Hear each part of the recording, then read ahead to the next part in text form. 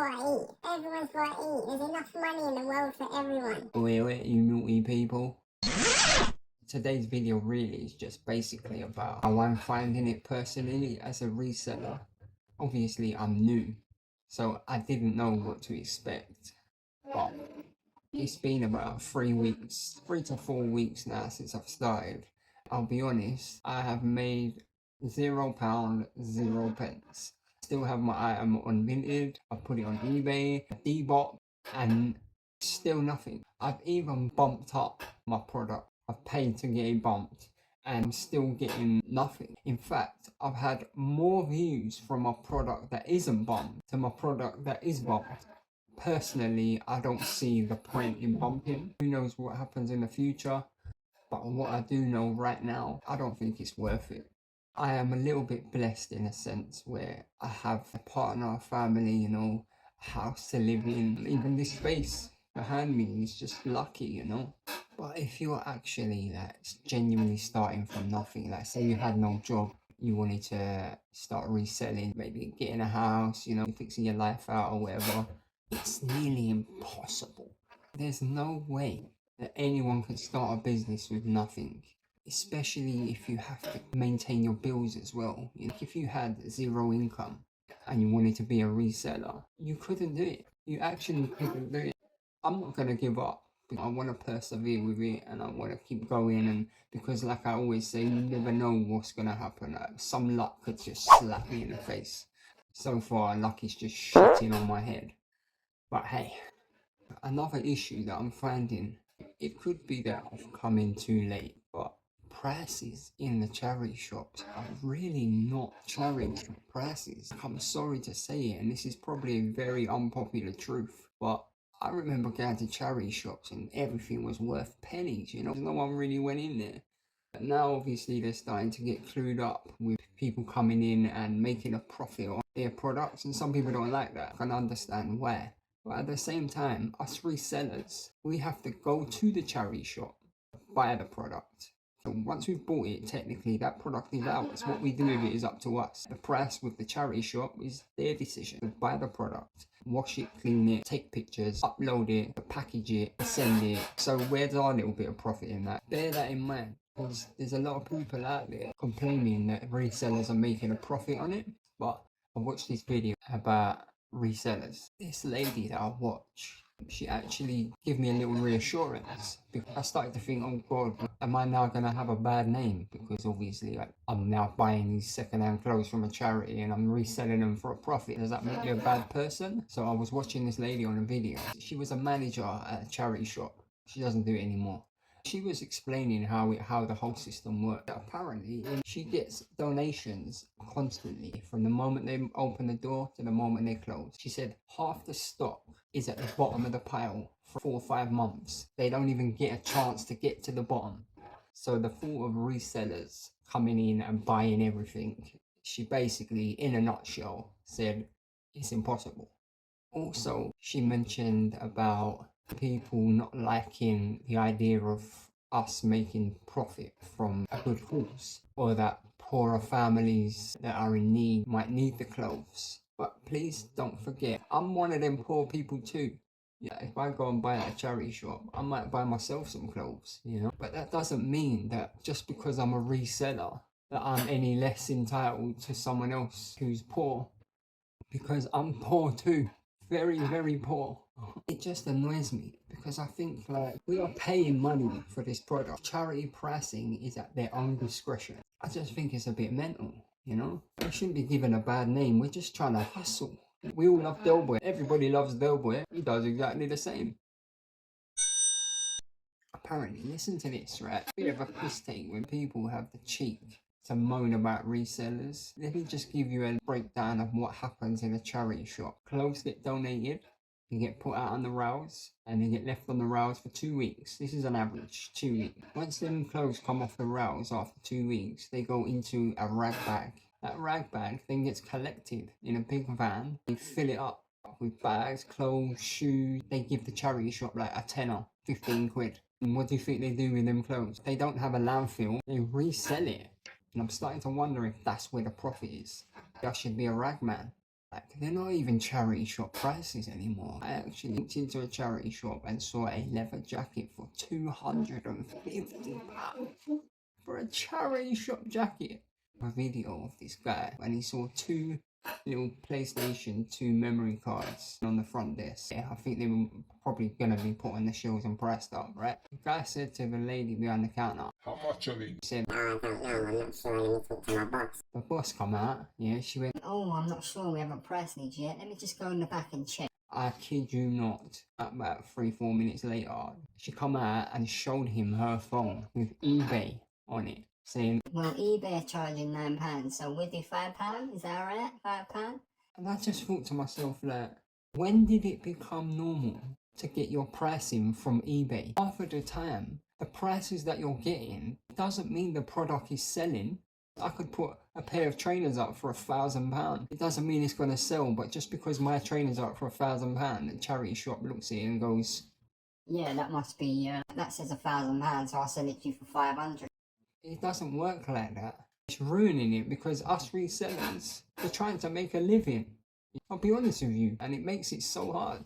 And there's going to be a lot of people out there that are going to say, "Yeah, but it's for a good cause." I ain't got no money, so do I get into the poor part section? We're just all trying to make some money. We all got to eat. Everyone's got to eat. There's enough money in the world for everyone. Also, with this charity shop, I've already done a bit of research. It's actually really cheeky. Yeah, look at this.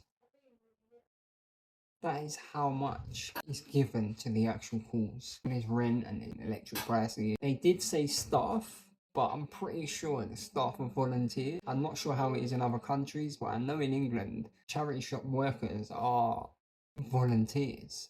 I think the CEOs of charity shops are demanding this from their staff now. Check out the prices on eBay, make sure you get the most out of it. But the cheeky part is you're getting your product for free. For free. Like, leave it out. Obviously, it's Mother's Day today. I got my kids last night wrapping their presents. It's so funny. I've got ADHD and I'm pretty sure that my son has ADHD. It's worse than me. Like, worse than me. I tried to make Mother's Day about the kids and what the kids could do. So, like, for example, I will take them out to buy their mum some gifts. I don't just say to them, we'll go out and pick something, you know, you can just choose whatever you want because it's from you, you know. I give them a little bit of guidance because we did this last year and my son bought his mum some hedgehog statue. She didn't even like hedgehog because it was from him, you know. We tried to keep it between the kids and the mum. Or for Father's Day, we'll do the kids and the dad. I said to them, look, here's some wrapping paper, sellotape, and then you have to wrap your own present because it's from you. Out of my 3 children, which one do you think has ADHD?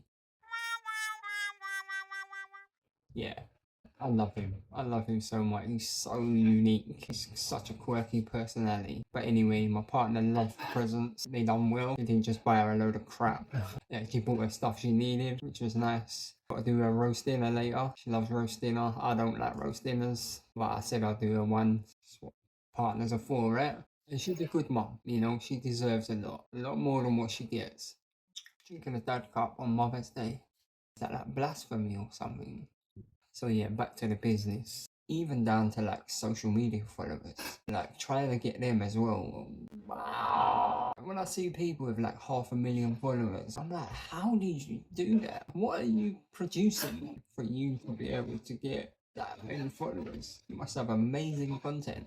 I understand obviously it comes with time as well. Just keep being consistent, keep posting. When you have a job, when you have your wife, when you got 3 kids. Like I do homeschooling as well. Trying to fit this business somewhere in between my full-time job, kids, homeschooling, diabetes, ADHD. It's really hard. You could start a business with nothing, but you would have to be so lucky. I think something miraculous has to just come out the works for you to think that you've got a chance. Look, I'll be honest with you, right? I am getting very close to quitting already, but I'm not because I haven't given it enough time. Like I said, I've only been doing it for about 3 to 4 weeks. Obviously, you ain't gonna start a business in a month and suddenly you start earning money. There's a lot of competition on Vinted as well. It's another reason why I want to shift from Vinted and Depop and eBay more over onto my personal website, which isn't created yet, but it will be. So that way I'm not fighting for that top spot. You know, I mean, I will be in the sense of my website getting out there. I just think there's too much competition. It's not enough space anymore. I'm even bumping my products and getting nothing. Listen to this, right? And this is the truth. Look, this is proof right here. Yeah.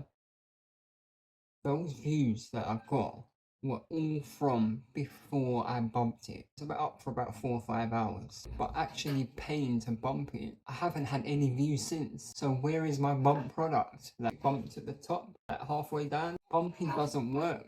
I'm new to this and already I can see how bumping does not work. Just purely because everyone's bumping their product. It costs £1.80 for 7 days. Of course everyone's going to be doing it. So that bump is a bump. Hi guys, to help support my page, please can you drop a like, post a comment, and of course come give us a follow. That'd be terrific. Lovely jubbly. I actually had one person unfollow me last night, and I'll be honest with you, it actually hurt. It feels like someone's dumped me.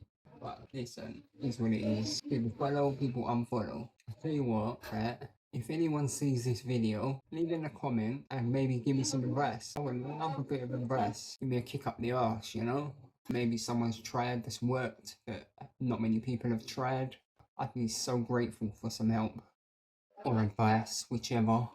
Although my budget is still £14.50, I'm gonna go out and I'm gonna get a mystery bag because it's really hard trying to think up video ideas every single day. I honestly don't know how these content creators do it, but you're doing a good job.